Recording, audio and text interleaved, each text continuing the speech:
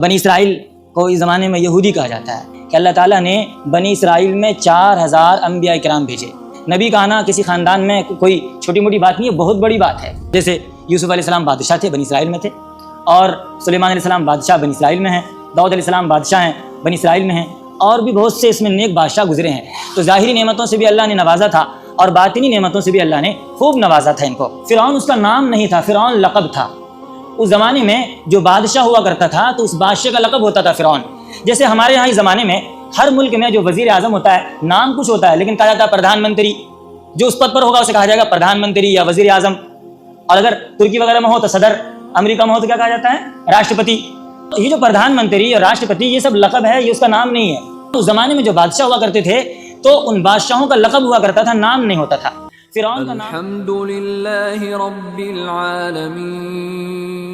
اعوذ باللہ من الشیطان الرجیم، بسم اللہ الرحمن الرحیم۔ یا بنی اسرائیل اذکروا نعمتی التي انعمت علیکم وانی فضلتکم علی العالمین واتقوا یوما لا تجزی نفس عن نفس شیئا ولا يقبل منها شفاعة ولا يؤخذ منها عدل ولا هم ينصرون وإذ نجيناكم من آل فرعون يسومونكم سوء العذاب يذبحون أبناءكم ويستحيون نساءكم وفي ذلكم بلاء من ربكم عظيم۔ بنی اسرائیل کا تذکرہ اوپر والی رکوع میں ہوا تھا اور اس میں اجمالاً ذکر کیا گیا تھا۔ اب تفصیلاً 2-3 رکوع میں اللہ تعالیٰ بنی اسرائیل کا تذکرہ کر رہے ہیں۔ آپ جانتے ہیں کہ بنی اسرائیل کہتے ہیں حضرت یعقوب علیہ السلام ہیں، ان کی اولاد کو، اور ان کی جو نسل چلی ہے تو ان کو کہا جاتا ہے۔ بنی اسرائیل کو اس زمانے میں یہودی کہا جاتا ہے، یہودی ہے بنی اسرائیل۔ اللہ تعالیٰ ان کو یہ بتاتے ہیں اس آیت کریمہ میں کہ ہم نے بنی اسرائیل کو بہت ساری نعمتوں سے نوازا تھا، ظاہری نعمتیں بھی دی تھی اور باطنی نعمتوں سے بھی نوازا تھا۔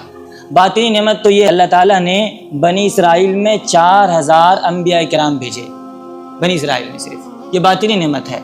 نبی کا آنا کسی خاندان میں کوئی چھوٹی موٹی بات نہیں ہے، بہت بڑی بات ہے، ایک بات۔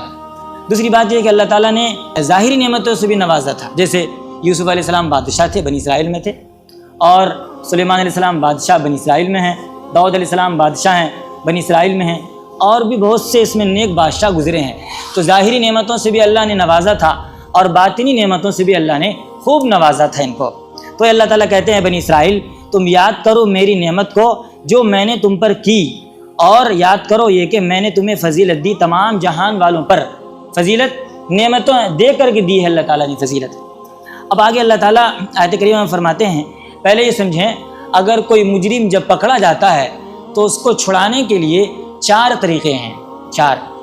ایک تو یہ کہ ضمانت پہ چھڑایا جائے اس کو، کوئی آدمی ضامن بنتا ہے، جیسے ہمارے یہاں ہوتا ہے ضمانت پہ اس کو چھوڑ دیا جاتا ہے، رہا کر لیا جاتا ہے، تو ایک تو ہے ضمانت۔ اور دوسری بات یہ ہے کہ کوئی سفارش کرے، اوپر سے فون آتا ہے کسی بڑے عہدیدار کا، اور اس کے بعد بڑے منصب والا MLA MP فون کرتا ہے کہ فلاں آدمی اس کو چھوڑنا ہے، چھوڑ دیا جاتا ہے۔ دوسرا طریقہ تو یہ ہے۔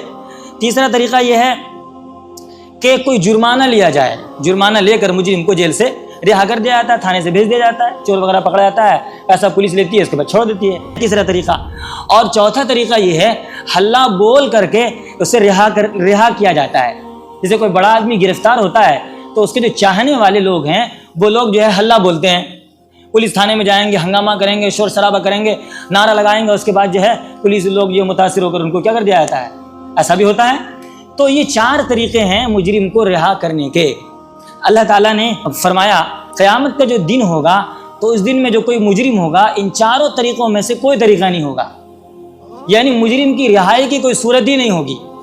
تو بنی اسرائیل سے کہا جا رہا ہے کہ آپ اللہ سے ڈرو اور اس دن سے ڈرو، کہیں ایسا نہ ہو کہ تم مجرم مانے جاؤ اور پھر تمہارے لیے رہائی کا کوئی راستہ نہ ہو، جہنم سے بچنے کا کوئی راستہ نہ ہو۔ تم بڑے لوگ تھے، اچھے لوگ تھے، لہذا تمہیں چاہیے کہ مسلمان ہو جاؤ، یہ اللہ کہتے ہیں۔ واتقوا یوما لا تجزی، اور تم ڈرو اس دن سے جس دن کوئی کسی شخص کے ذرہ برابر کام نہیں آئے گا، یعنی کفیل نہیں بنے گا، ضامن نہیں بنے گا، ولا يقبل منها شفاعہ، اور نہ کسی کی طرف سے سفارش قبول کی جائے گی۔ دیکھیں، کافروں کے حق میں، مشرکوں کے حق میں کوئی سفارش نہیں ہے۔ ایمان والوں کے حق میں، جو گنہگار لوگ ہیں، جنہوں نے نافرمانی کی ہے، اچھے کام کر کے نہیں گئے، ان کے حق میں تو سفارش ہوگی۔ انبیاء کرام سفارش کریں گے، علماء سفارش کریں گے، فرشتے سفارش کریں گے، نیک بندے سفارش کریں گے، ان کے اعمال سفارش کریں گے، قرآن سفارش کرے گا، حافظ قرآن سفارش کرے گا، تو ان کی سفارش سے مسلمانوں کو تو نجات مل سکتی ہے، لیکن جو مسلمان نہیں ہیں، ادر ہیں مسلمانوں کے علاوہ، کسی کو کوئی سفارش کا حق بھی نہیں ہوگا، کسی کو اجازت بھی نہیں ہوگی کہ آپ سفارش کر سکیں، حتیٰ کہ نبی بھی سفارش نہیں کر سکیں گے۔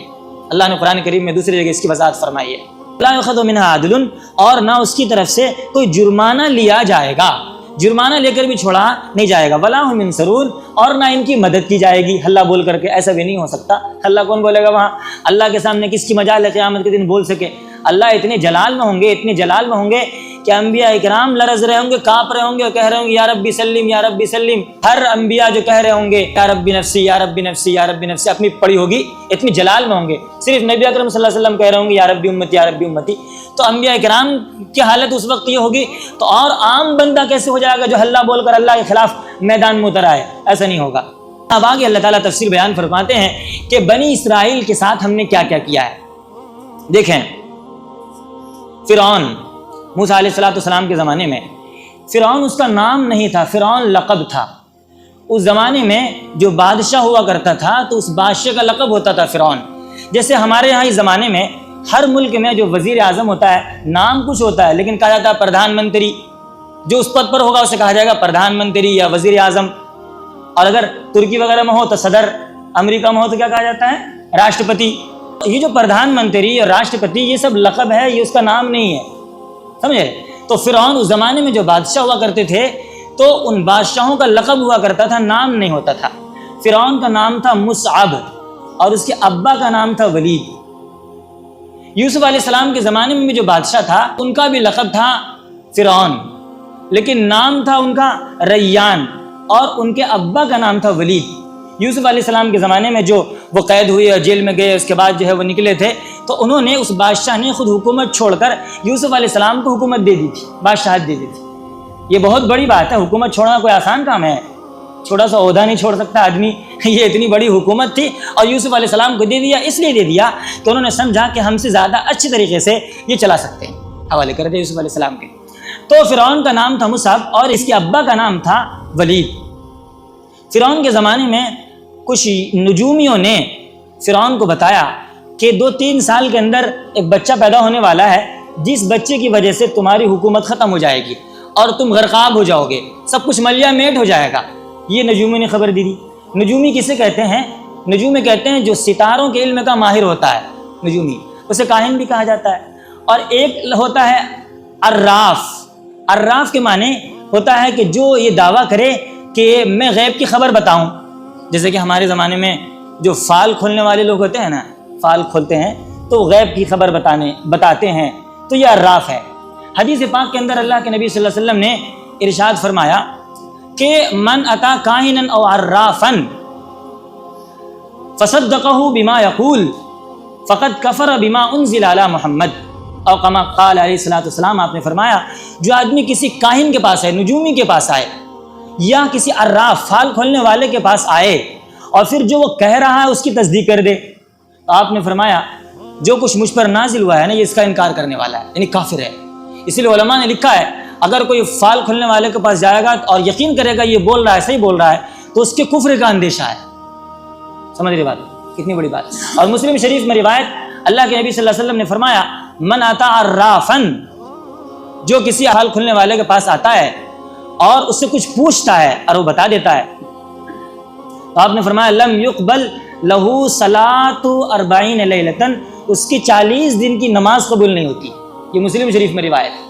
ہمارے یہاں لوگ جاتے ہیں، پوچھتے ہیں، فال کھلواتے ہیں، خاص طور سے عورتیں جاتی ہیں، ان کو مسئلہ بتا دینا چاہیے، یہ حدیث ہے، یہ مطلب کوئی من گھڑت بات نہیں ہے، اور حدیث بھی بالکل اعلیٰ درجے کی صحیح مسلم شریف کی روایت، ایسی ویسی بات نہیں ہے۔ تو بہرحال نجومی نے بتایا، نجومیوں نے، اچھا ان کی باتیں کچھ صحیح بھی ہو جاتی ہے، بتاتے ہیں تو کچھ صحیح بھی ہو جاتی ہے اور کچھ جو ہے غلط بھی ہوتی ہے، زیادہ تر تو غلط۔ ہمارے یہاں جو ماہرین موسمیات ہیں اور وہ نیوز میں، وہ پیپر میں اس طرح کی چیزیں آتی ہیں نا، یہ کل کا دن موسم ایسا ہوگا، پرسوں کے دن یہ ہوگا، ترسوں کے دن، اس پہ یقین نہیں کرنا چاہیے۔ اللہ چاہے تو ہوگا، نہیں چاہے گا تو نہیں ہوگا. ہم آپ کی خبر پہ یقین نہیں کریں گے، ورنہ خطرہ ہے ایمان کے اندیشہ ہونے کا، یہ سمجھنا ہے. اس لیے غیب کی خبر ہے نا، کل کیا ہونے والا نہیں ہونے والا اللہ جانتا ہے. تو جب نجومیوں نے یہ خبر دی، خبر دینے کے بعد فرعون نے سوچا کہ جب ایسا ہوگا تو ایسا کرو، بچوں کو قتل کرنا شروع کر دیا. اور ایک محکمہ قائم کیا عورتوں کا. عورتیں وہ دیکھتی تھی، ہر جگہ جاتی تھی، بنی اسرائیل میں جن عورتوں کا بچہ پیدا ہوتا تھا وہ فرعون کو آ کر بتا دیا کرتی تھی. اس طرح سے شاہ عبدالعزیز محدث دہلوی نے لکھا ہے کہ 2-3 سال کے اندر 12,000 بچوں کو ذبح کر دیا فرعون نے. اور علامہ بونی رحمۃ اللہ علیہ عالم دین ہے، انہوں نے لکھا 70,000 بچوں کو ذبح کروا دیا تھا. اور مزید لکھا کہ 90,000 عورتوں نے اپنا حمل گرا دیا. کہیں ایسا نہ ہو کہ میرا بچہ پیدا ہو اور بیٹا ہو اور میری آنکھوں کے سامنے وہ ذبح کر دیا جائے، تو ممتا کی وجہ سے حمل ہی گرا دیا کہ اس میں زیادہ دکھ ہوگا اور پریشانی ہوگی، اس لیے پہلے گرا دیا. اب سوچیں. تو بہرحال فرعون نے ایسا کیا، لیکن اللہ کی قدرت کا کرشمہ دیکھیں آپ. فرعون تو جس بچے سے ڈر رہا تھا اور جس بچے سے ڈر کی وجہ سے اس نے 70,000 بچوں کو قتل کروا دیا، وہی بچہ اس کی گود میں پرورش پا رہا ہے، اس کے گھر میں رہ رہا ہے. مولانا روم رحمۃ اللہ علیہ نے مثنوی شریف میں اس کو سمجھایا ہے کہ ایک آدمی تھا مالدار، اور اس کے پاس مال دولت، خزانے، ہیرے جواہرات، سونا چاندی کا ڈھیر تھا. ساتھ ساتھ میں اس نے اپنا گھر بھی قلعہ نما بنایا تھا. دروازہ بہت بڑا، دیوار بہت اونچی اونچی تاکہ کوئی چور نہ آئے. چوروں نے مشورہ کیا، سب جگہ چوری کرتے ہیں لیکن یہاں تو چوری نہیں کر پاتے، چوری کرنا چاہیے. آخر میں بات ہوئی کیسے چوری کیا جائے. اتنی بڑی دیوار تو پھلانگ نہیں سکتے، اور اتنا اونچا دروازہ بھی بڑا مضبوط، توڑ بھی نہیں سکتے، تو گھسے کیسے. مشورے میں یہ بات آئی کہ ایسا کرو، کوئی چور دن میں کسی وقت جب دیکھے دروازہ کھلا ہوا ہے تو گھس جائے اندر، اور دن بھر چھپ کر رہے، اور رات میں جو ہے جب سو جائے یہ تو دروازہ کھول دے، اس کے بعد ہم لوگ آ جائیں. یہ مشورہ ہوا، ایسے ہوا. ایک چور گھس گیا. اور رات کا جب وقت ہوا تو رات کے وقت کیا ہوتا ہے کہ اس نے دھیرے سے دروازہ کھولا چور نے. مالک جگ گیا تو وہ دروازے قریب آیا تو چھپ گیا چور. مالک نے دیکھا دروازہ کھلا ہوا ہے تو مالک نے دروازہ بند کر دیا، اور بند کرنے کے بعد پھر آ کے دوبارہ سو گیا. علامہ جلال الدین رومی رحمۃ اللہ علیہ فرماتے ہیں در ببس ودوز در ودوز اندرون خانہ بود حیلہ فرعون زی افسانہ بود. یہ فارسی کا شاعر اس نے کہے ہے. تو اس کا ترجمہ یہ ہے کہ اس نے دروازہ کو بند کر لیا حالانکہ چور اندر ہی تھا. فرعون کی جو تدبیر تھی، فرعون کا جو حیلہ تھا، وہ بھی ایک افسانہ ہے، ایسے ہی چور کی طرح ہے. چور اندر ہی ہے اور وہ سمجھ رہا ہے چور باہر ہے. فرعون سمجھ رہا ہے کہ ہم نے ہزاروں بچوں کو قتل کر دیا ہے کہ اب میری کوئی حکومت گرانے والا نہیں، حالانکہ وہ بچہ تو ان کی گود میں پرورش پا رہا ہے. کتنی چیز مثال سے حضرت نے اس کو سمجھایا. موسیٰ علیہ السلام کی تربیت ہوئی، پرورش ہوئی، 30 سال تک رہے، اور 30 سال کے بعد جو ہے یہ سب معاملہ ہوتا ہے. تو اللہ تعالیٰ ان کو بتاتے ہیں کہ تم دیکھو کہ ایسا ایسا تمہارے ساتھ ہو رہا تھا بنی اسرائیل. فرعون تم پر ظلم کر رہا تھا، تمہارے بچوں کو قتل کر رہا تھا، ہم نے تم کو اس سے نجات عطا فرما دی، لہذا تم اللہ کا شکریہ ادا کرنا چاہیے کہ نہیں تم کو. یہی ہے وَإِذْ نَجَّيْنَاكُمْ، اور تم یاد کرو اس وقت کو جب کہ ہم نے تمہیں نجات دی آل فرعون سے، فرعون کے آل سے. فرعون کے آل سے مراد فرعون کے جو ماننے والے ہیں اور فرعون اس سے.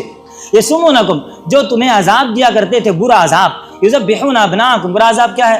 تمہارے بیٹوں کو ذبح کرتے تھے. ویستحیون نساءکم، اور تمہاری عورتوں بچیوں کو زندہ چھوڑ دیا کرتے تھے. وفی ذالکم بلاء من ربکم عظیم، اور اس میں تمہاری رب کی طرف سے بڑی آزمائش تھی.